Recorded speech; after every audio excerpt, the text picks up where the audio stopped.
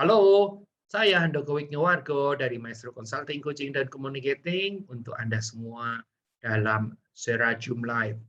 Serajum Live, Senin, Rabu, Jumat Live adalah program Corporate Social Responsibility Maestro untuk Indonesia dalam rangka ikut mencerdaskan kehidupan bangsa.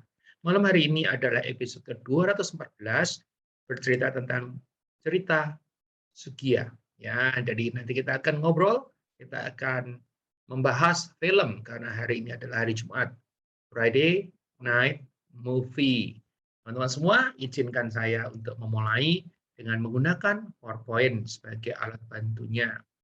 Kita akan coba lihat apa yang kita bisa lihat adalah Serajum 214. Kita mulai, siap? Nah, sayanya masih terlalu kecil. Saya besarkan sedikit di sebelah situ cukup. Oke, baik teman-teman semua. Inilah yang akan kita bahas hari ini, ya. Nah, film ini diambil dari sebuah buku catatan harian. Sebetulnya kalau kita bicara diambil ya nggak gitu-gitu amat, ya. Diambil dari catatan harian betul, tapi bukunya sendiri dibikin bersamaan dengan filmnya, ya. Jadi kita akan coba bahas sedikit ya informasi terkait dengan bukunya. Dirilis tahun 2012, ya, 2012. Nah, ini yang menarik ini. Seharusnya saya punya bukunya, saya punya kaosnya gitu ya. Tapi saya cari belum ketemu, biarpun saya sudah selesai baca. Ditulis oleh Gregorius Budi Subanar, ya, merupakan buku memoir tentang pahlawan nasional Albertus Sugio Pranoto. Albertus Sugio Pranoto. Jadi kalau Anda tahu Sugio Pranoto, ini namanya diabadikan menjadi sebuah universitas di Semarang, ya, Unika Sugio Pranoto. Ya.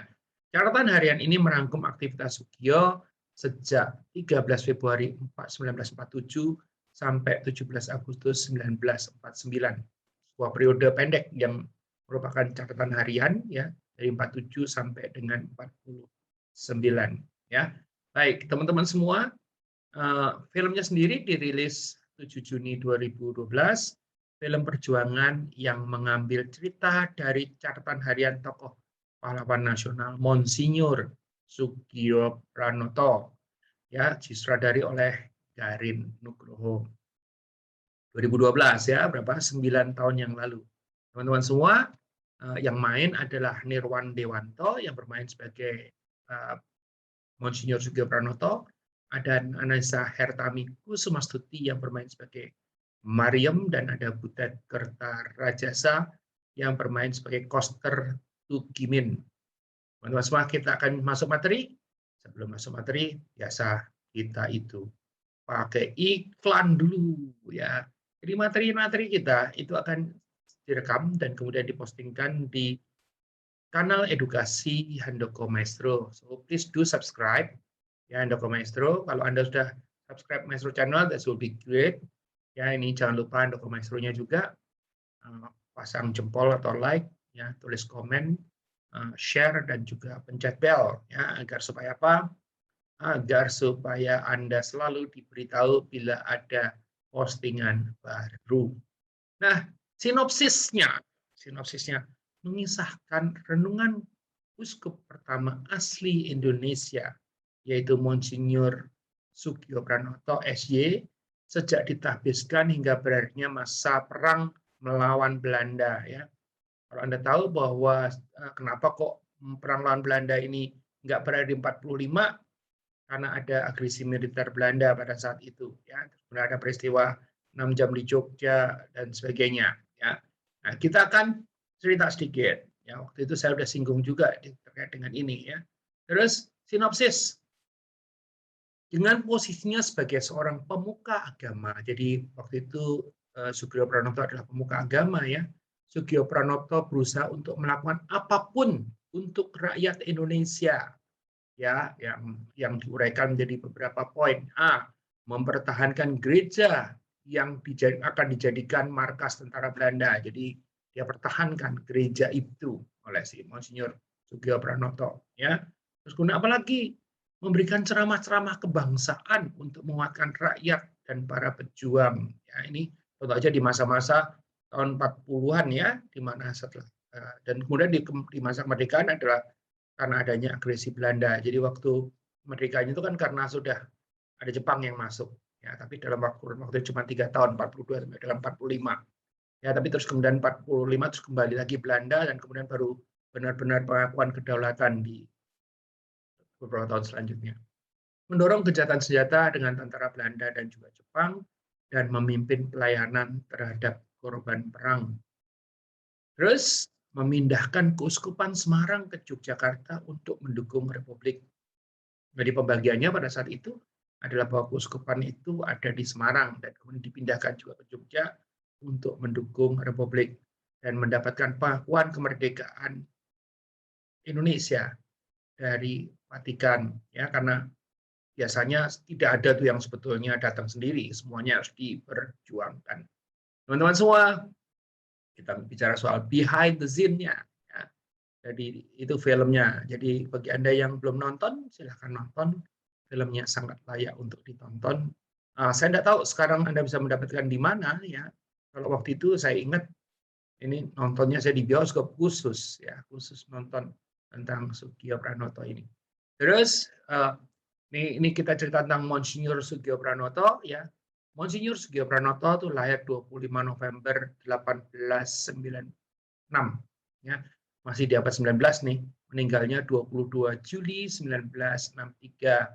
Seorang Uskup Agung Semarang, ya, tadi diceritakan Uskup Agung Semarang, dan pada saat masa perang beliau memindahkan keuskupan dari Semarang menuju ke Jogja dan adalah uskup pribumi Indonesia pertama dan dikenal karena pendiriannya yang pro nasionalis, ya, jadi mengambil sikap untuk pro Indonesia, ya, dengan segala tindakan yang tadi kita sudah ceritakan. Dalam pidatonya sering menyebut, ini yang kadang orang suka kutip, yaitu apa, 100% Katolik, 100% Indonesia. Jadi ini yang satu yang menarik, ya, 100% Katolik, 100% Indonesia. Ya, jadi kekatolikannya tidak terdiskon, keindonesiaannya juga tidak terdiskon. Jadi nasionalis sejati, tapi juga Katolik yang sejati juga pada saat yang sama. Nah, ini ada Soegija Pranoto saat Kongres Katolik Indonesia di Semarang pada tahun 54. Ya, ada pidatonya nih, kurang lebih seperti ini. Jika, ini dibaca jika kita merasa sebagai orang Kristen yang baik, kita semestinya juga menjadi patriot yang baik. Karenanya kita merasa bahwa kita 100% patriotik, sebab kita juga merasa 100% Katolik. Malahan, menurut perintah keempat dari 10 perintah Allah, sebagaimana tertulis dalam Katekismus, kita harus mengasihi gereja Katolik dan demikian juga mengasihi negara dan segenap hati. Ya, Soegija Pranoto dikutip dalam bukunya. Ya. Teman-teman semua, ini pidato yang 100% Katolik, 100% Indonesia. Ya. Nah, kita coba lihat lanjutannya. Ya. Uskup Soegija Pranoto ini di dalam cerita ini, ya, hadir dalam sebuah pertemuan kenegaraan bersama Presiden pertama RI, Insinyur Soekarno, ya, dan beberapa tokoh penting lainnya. Jadi beliau itu sangat menghormatin dan juga sangat dihormatin. Ya, ini lagi pahlawan nasional Indonesia Soegija Pranoto bersama Presiden Soekarno dan juga pejabat dari Vatikan, ya, dan materi ini nanti akan di-sharekan di Handoko karena di dalam Handoko ini akan ada materi-materi yang terkait dengan edukasi dan juga tentu saja ada Maestro Channel, jangan lupa juga mesti di-subscribe, ya, berisi channel yang sifatnya inspirasi. Teman-teman semua, untuk keduanya silahkan nyalakan lonceng, ya. Jadi materi film dari malam hari ini kita bahas, Soegija, adalah materi yang sangat luar biasa. Nontonlah kalau bagi Anda yang belum nonton. Jangan nonton karena agamanya, tapi nonton karena perjuangannya. Ya, jadi seorang Soegija Pranoto itu adalah uskup Indonesia asli yang pertama, ya, dan kemudian dia seorang nasionalis, ya bahkan sebelum Indonesia merdeka dia berjuang, ya, dengan tentu saja dengan segala resikonya, ya, dan dalam perjuangan tadi dia menunjukkan atau mengatakan kepada orang-orang bahwa 100% Katolik, 100% Indonesia. Nah, Monsinyur Sugi Pranoto ini dekat dengan sejumlah tokoh nasional dan kemudian karena menghormati beberapa pimpinan, dia juga dihormati oleh para pimpinan, ya, dan merupakan sebuah yang luar biasa. Bukunya dan juga filmnya sangat layak untuk ditonton selama Anda mungkin masih PPKM, ya. Daripada nontonnya nggak jelas, silakan nonton film Sugih, ya, yang menyutradari adalah Gari Nugroho, ya, yang main Nirwan Dirwanto dan salah satunya lagi adalah Butet Kertarejasa. Nah, itu teman-teman semua cerita tentang Sugih. Nah, saya mau cerita sedikit lagi nyambung, yaitu apa? Cerita berikutnya, ya, karena ini cerita berikutnya. Kalau tadi tentang Sugih, ini tidak tentang Sugih, ya. Ini seorang yang bernama Julius Darmaja. Beliau juga dulu seorang uskup dan kemudian beliau menjadi kardinal Indonesia yang kedua, ya. Kardinal Indonesia yang kedua. Nah, kenapa kok disambung atau kenapa kok cerita Sugih diangkat? Itu dua-duanya sebetulnya sambung menyambung. Kenapa kok disambung? Karena beliau ini besok akan hadir, ya, di acara Sejam bersama Handoko Widjawargo. Ya, Sejam bersama Handoko Widjawargo besok hari Sabtu akan disiarkan lewat YouTube live jam 2 sampai jam 3. Tetapi jika Anda juga mau ikut berinteraksi langsung dengan Bapak Kardinal Darmo Atmojo, Anda bisa mengikutinya dengan undangan Zoom, ya. Jadi Zoom-nya ini karena terbatas, ramai sekali, kita pendaftaran dan ramai sekali, ya. Zoom-nya besok bisa Anda bisa nanti kita bagikan, ya, tapi sangat dibatasin agar supaya tidak menimbulkan keriuhan. Dan Anda hanya bisa masuk Zoom setelah jam 3. Jadi jam 2 sampai jam 3 sepenuhnya hanya bisa diakses menggunakan YouTube. Nah, YouTube itu sebetulnya gampang, praktis sekali, ya. Anda kalau mau subscribe juga tinggal punya akun Gmail, terus kemudian subscribe dan free of charge atau tidak ada bayaran, ya. Nah, teman-teman semua, ini yang akan diceritakan. Nah, yang besok ini, ya, Sejam bersama Handoko Widjawargo, edisi khusus. Kenapa edisi khusus? Besok itu adalah edisi ke-60. Jadi disiarkan pertama kali di bulan Juni, sampai sekarang sudah 60 kali. Ya, setiap minggu. Biasanya hari Sabtu atau hari Minggu. Jadi yang kebanyakan adalah hari Sabtu jam 2 sampai dengan jam 3. Tapi karena pertimbangan-pertimbangan tertentu, kadang-kadang digeser menjadi Minggu pagi. Pernah dilakukan malam hari juga pernah, ya, karena waktu itu kami harus siaran di 3 negara, ya, Indonesia, Belanda, dan Suriname. Maka harus cari waktu yang pas sehingga orang-orang atau peserta di 3 negara tadi bisa menikmati dengan sebaik-baiknya. Jadi Sejam bersama Handoko Widjawargo akan membahas tentang mengapa Bapak Kardinal menyebut diri sebagai Sang Abdi. Jadi saya cerita sedikit, ya, mungkin sebagai pengantar karena besok tidak akan diceritakan. Jadi ini bukunya, ya. Nah, ini merupakan judulnya adalah Sang Abdi, yang sebetulnya nggak cuma satu, ini trilogi, ya. Jadi ada 3 buku di dalamnya. Judulnya, ya, judulnya adalah Sang Abdi, ya. Ini bercerita tentang Julius Darmo Atmojo SJ, ya, adalah Kardinal Emeritus dan juga seorang Sang Abdi tadi, ya. Kita akan coba lihat, ya, terdiri dari apa saja sih bukunya. Buku yang pertama, ya, memang jelas, ya, paling tebal nih. Jadi kalau kita lihat ketebalannya itu berbeda-beda, ya. Ya, paling tebal adalah yang ini. ya. Judulnya adalah Terlahir untuk Mengabdi. Yang menulis adalah Mur Bandono Agustinus Suryanto, ya. Jadi terlahir untuk mengabdi. Terlahir untuk mengabdi. Itu buku yang pertama. Nah, di sini diceritakan banyak tentang beliau, ya. Di bukunya tebal, ya, tebal sekali, ya.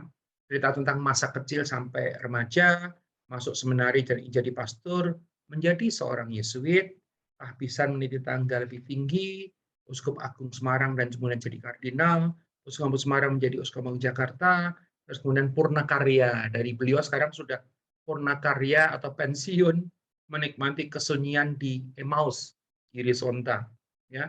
Lengser ke Prabon, mandek Pandito, ulat menjadi kupu-kupu, ya, mengamati panggilan hidup baru dan tetap menjadi berkat keluarga besar.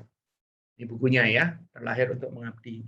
Buku yang lain ini adalah Alam Pikiran dan Karisma, ya. Alam Pikiran dan Karisma. Ini bukunya kalau buat saya, ya, lebih sulit dibaca dibanding yang tadi, ya. Ya, ini tetapi menarik tetap, ya. Alam Pikiran dan Karisma. Ini buku yang kedua, dan yang terakhir adalah buku yang ketiga, bicara soal di mata para sahabat. Di mata para sahabat. Kardinal Darmo Atmojo ini seorang yang sangat baik banget, ya. Jadi ada seorang yang pada saat kita publikasikan, ada seorang yang bercerita kepada saya. Itu ada suatu hari ada sopirnya, ya, sudah 18 tahun membantu dia, belum pernah sekalipun kena marah. Luar biasa, ya. Jadi 18 tahun belum pernah sekalipun juga kena marah, gitu kan. Itu cerita dari seorang setelah tahu bahwa Kardinal Darmo Atmojo akan menjadi tamu saya hari Sabtu. Terus kemudian waktu saya bikin publikasi, ya, ada seorang yang tiba-tiba saya bacakan, ya. Saya bacakan, mudah-mudahan bermanfaat buat Anda juga. Saya akan bacakan karena ini saya tulis tadi pagi, ya. Jadi saya akan bacakan sebentar. Adalah seorang karyawan sebuah toko emas bercerita pengalamannya, ya, si karyawan tadi. Saya ketemu beliau pada waktu ada acara di Kuningan. Kuningan itu nama daerah, bukan Kuningan di Jakarta, ya. Kuningan di dekat situ, di perbatasan antara Jawa Tengah dengan Jawa Barat, ya. Saya waktu itu ambil foto dan shoot video anak bos nari di acara yang beliau hadiri. Oke. Lanjutnya, ini si orang ini, si karyawan toko emas ini, jadi bosnya itu pemilik toko emas, anaknya nari di acara yang dihadiri oleh Kardinal Darmo Atmojo. Ya, lanjutnya, pas waktu makan saya tidak kebagian tempat duduk. Saya masih ingat beliau mengajak makan satu meja di meja VIP. Itulah, jadi bayangkan, ya, karyawan sebuah toko emas tadi yang ngambil foto sama ngusut video, terus kemudian karena nggak ada tempat duduk diajak sama Darmo Atmojo, Kardinal Darmo Atmojo untuk makan di meja VIP. Itulah kenangan yang tidak akan lupa. Beliau tahu kalau saya beda keyakinan, jadi bukan masalah bedaan, tapi masalah sebagai manusia. Ya. Kisah nyata itu ada di komen postingan saya Senin lalu untuk acara sejam bersama Handoko Wignyawargo. Yang komen namanya adalah Kang Engkos Kosase. Nah, Engkos Kosase ini kemudian karena ini kejadian tahun sekitar 95, ya. Mungkin sekitar tahun 2004, 2005 gitu, sekitar 10 tahun kemudian dia sudah bekerja di sebuah perusahaan yang namanya Mitsubishi Motors dan ketemu sama saya di beberapa kota, ya, karena saya banyak bicara untuk Mitsubishi Motors atau Kramayuda 3 Berlian, ya. Kisah bersama Kardinal Darmo Atmojo itu terjadi tahun 1995, seperempat abad yang lalu. Dan begitulah pribadi daripada Kardinal Darmo Atmojo, ya. Banyak kisah lain yang akan diungkap dalam perbincangan besok, Sabtu 14 Agustus. Jadi bagi teman-teman semua yang mau ikut main session, besok jam 2 sampai jam 3, hanya bisa lewat Maestro Channels, bukan Handoko Maestro, ya. Maestro Channels, ya. Silakan subscribe kalau yang belum subscribe, ya. Nah, untuk after session-nya ya dari jam 3 lewat 5 biasanya. Bisa perbincangan lewat Zoom, bisa diikuti dengan mendaftar dulu ya, lewat ada linknya ya. Silakan akses ke sosmed saya. Nah, itu yang diceritakan tentang behind the scene-nya daripada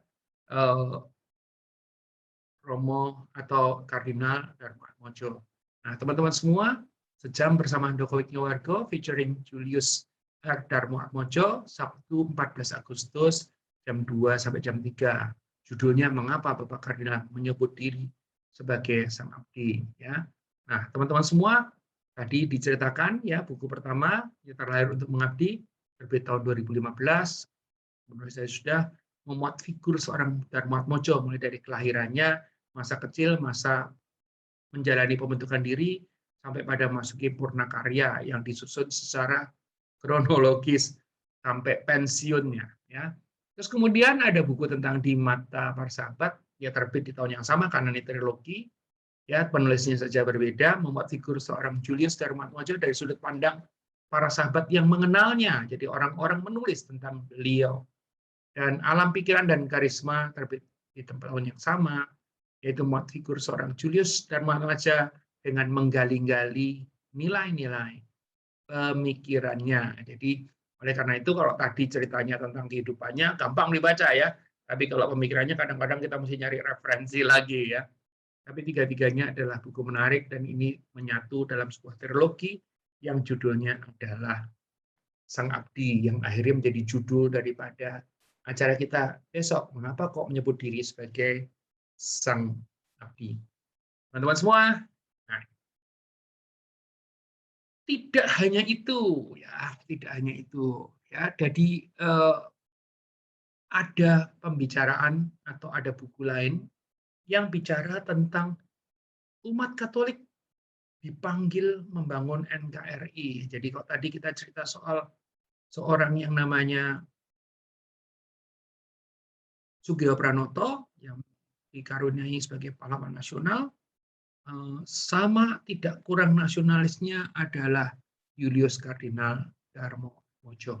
Ya, jadi bukunya juga ada. Ya, umat Katolik dipanggil membangun NKRI. Ya, apa yang ada di sana? Kita coba lihat teman-teman semua. Umat Katolik dipanggil membangun NKRI terbit tahun 2019, jadi setelah tadi 2015.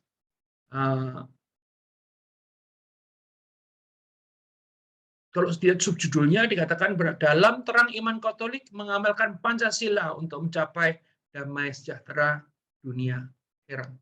Jadi buku ini menunjukkan kecintaan Kardinal Julius dengan umat Katolik dan negara kesatuan Republik Indonesia. Pas ya buat dalam rangka 17 Agustus ya. Ya karena Sabtu yang paling dekat adalah tanggal 14 besok, maka kita akan bahas ini di tanggal 14 bersama dengan Julius Darmoatmodjo. Dan dua buku yang terakhir, ya paling nggak ada dua buku yang saya punya, itu adalah dua, ya, sama persis dua, ya, Menjadi Katolik Nasionalis dan Pancasila Sejati, dibuat dalam dua jilid. Ya. Karena kalau satu jilid ini pasti tebal banget, ya. Jadi sebelum saya menginterview kemarin saya belajar khusus. Nah, tiga buku yang pertama tadi, yang Sang Abdi tadi saya udah baca.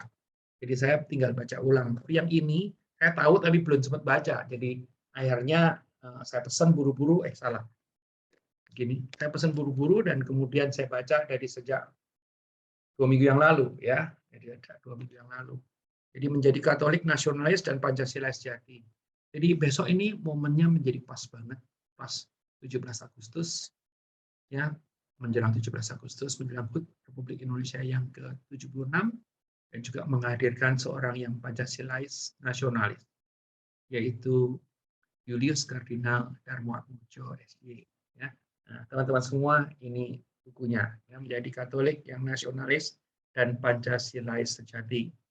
Nah, isinya apa? Ya, kita akan coba lihat ya. Terbit tahun 2020, jadi tadi 2015, 2019, terus kemudian 2020, ya, berisi tentang bagaimana Monsinyur Julius Darmoatmodjo selama 25 tahun lebih menjabat uskup bagi utama Katolik di lingkungan ABRI, memperjuangkan cita-cita proklamasi dan Pancasila dengan terang iman Katolik. Ya, dan buku ini yang berikutnya di tahun yang sama, ya, perenungan Monsinyur Julius Darmatmadja tentang wawasan kebangsaan untuk mempertahankan keutuhan NKRI dan cita-cita proklamasi dalam, kembali lagi, dalam terang iman Katolik. Nah, teman-teman semua, seorang pribadi yang sangat unik, ya. Tadi saya cerita bagaimana beliau ini banyak berinteraksi dengan tokoh-tokoh Indonesia. Misalnya, ini foto pada saat peluncuran trilogi Romo Julius Darmatmadja, ada Syafi'i Ma'arif, ada Yaakob Utama, dan banyak tokoh agama lainnya. Seperti kita tahu bahwa Buya Syafi'i Ma'arif adalah bekas ketua Muhammadiyah, ya. Pak Yaakob Utama pendiri dan pemilik daripada Kompas Gramedia, ya. Oke. Terus, nah, salah satu yang menarik adalah foto Romo Julius Darmatmadja bersama Gus Dur, ya. Gus Dur, jadi beliau ini persahabatan, dan besok saya akan ungkap secara khusus, kalau bersama Gus Dur itu ngapain aja, gitu kan. Seperti yang kita tahu, banyak cerita-cerita yang muncul adalah bahwa Gus Dur itu kalau ketemu pimpinan yang lain, itu sering bikin guyonan, cerita lelucon, dan sebagainya, gitu kan. Saya penasaran juga nih, waktu beliau ketemu nih, Kardinal Darmatmadja dengan Gus Dur ini, apa yang diguyonkan, ya. Jadi hadirlah besok, karena kita akan lihat bersama-sama, ya, apa sih yang diguyonkan. Mudah-mudahan Romo Kardinal Darmatmadja bersedia untuk menceritakan yang mungkin jarangkali ada yang off the record, ya, tapi saya tidak tahu, mudah-mudahan besok, ya. Nah, ini buku-bukunya, ya, Karisma dan sebagainya. Ada 6 paling enggak yang saya pelajari, teman-teman semua. Ya, terima kasih sudah hadir di acara ini, Serajum episode ke-214 yang membahas film berdasarkan kisah nyata dan perjuangan seorang uskup yang bernama Supriyo Pranoto, ya. Jadi filmnya ada, bukunya juga ada, ya, dan seorang nasionalis sejati, ya. Dan kemudian di bagian kedua tadi saya bercerita juga tentang uskup yang terus kemudian menjadi kardinal, yaitu Julius Darmatmadja. Teman-teman semua, mudah-mudahan materi-materi ini bermanfaat. Saya Gendoko Widyomargo dari Maestro Consulting, Coaching, dan Communicating untuk Anda semua dalam Serajum Live. Serajum Live adalah program Corporate Social Responsibility dari Maestro untuk Indonesia dalam rangka ikut mencerdaskan kehidupan bangsa. Merdeka!